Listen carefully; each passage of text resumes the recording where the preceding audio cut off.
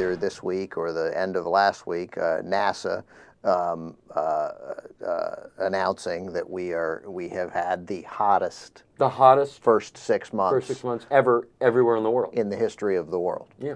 Except here in Los Angeles, where it's been lovely. It's been nice, yeah, actually. Exactly. I've enjoyed it. I hope it stays like this. No, it's been great. In if fact, this is climate change for LA, bring it on. Right. In fact, it's like 81 today, and I'm complaining. I'm like, it's too hot. It is too hot. It's oppressively hot today. And it's that dry heat. You don't quite feel the same. No, it's been very nice here. So the hottest first 6 months ever. But again, the manipulative sort of right-wing stance and the positioning and it's not just stance and positioning. Well, it's more positioning than a stance. It's willful ignorance. Right. It's willful ignorance, but it's ignorance, but it's also willful misdirection. It's willful deceit. Absolutely.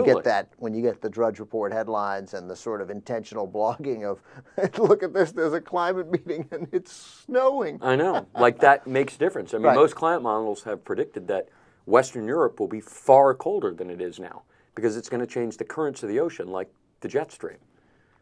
Which is what that brings the nice warm water right up by England and produces their rain and their nice temperate weather. And without it, it's hard to grow crops there because basically their weather would be the same way it would be in Canada, like 600 miles north of Vancouver. And because these clowns have never read a climate report or let alone a full-length story. Or for all we know, taken a science course. Right. They presume that when they hear somebody like you who understands this say that all of a sudden the climate scientists are changing their story to explain stuff when they were never changing their story. They've said this throughout. Even more alarming is they've come out in the last year or two and they said, the incidence of solar radiation has been really low for the last 10 years. So it should actually be a lot hotter than it is now, but the sun's been, hasn't been putting as much out. What does that mean exactly? Well, the sun basically recent puts minimum out of radiation solar in irradiance. cycles. Yeah.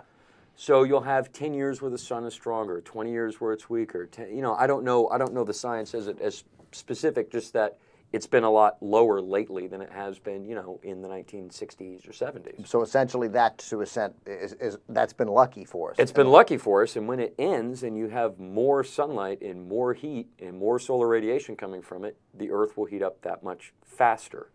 Yeah, well, now you're changing your story.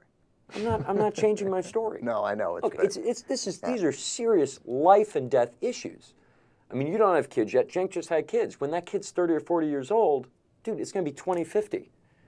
And we're going to be really hurting as a country if we don't pull our heads out of our, rectums soon.